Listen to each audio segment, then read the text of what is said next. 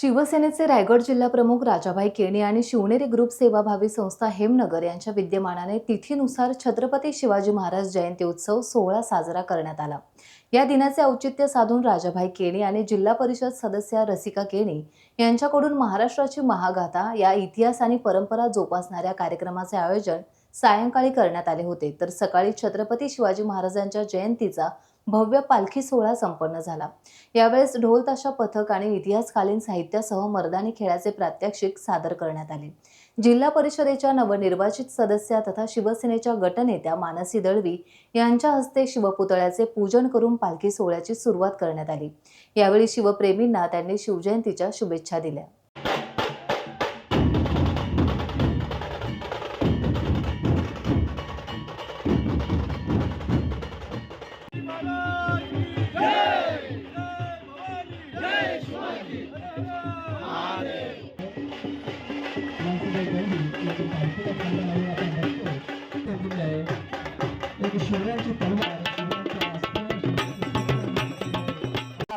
सर्व शिवभक्तांना या शिवजयंतीच्या निमित्ताने खूप खूप शुभेच्छा देते।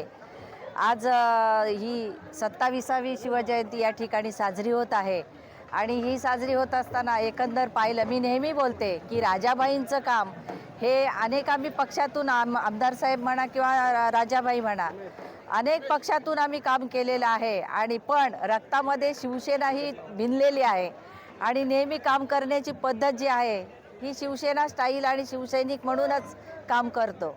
शिवसेना, भारतीय जनता पार्टी आणि राष्ट्रवादी महायुती राज्यामध्ये सत्तेत आहे, केंद्रामध्ये सुद्धा तशीच महायुती सत्तेत आहे।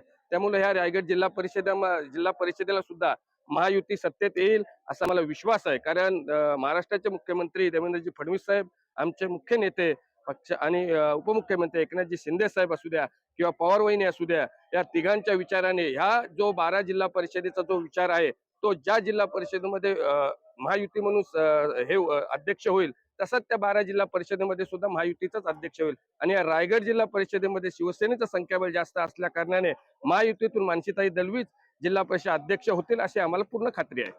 छत्रपती शिवाजी महाराज की टाइम्स डिजिटलला लाईक करा, सबस्क्राइब करा, शेअर करा आणि बेल आयकॉन दाबायला विसरू नका। पाहत रहा टाइम्स डिजिटल।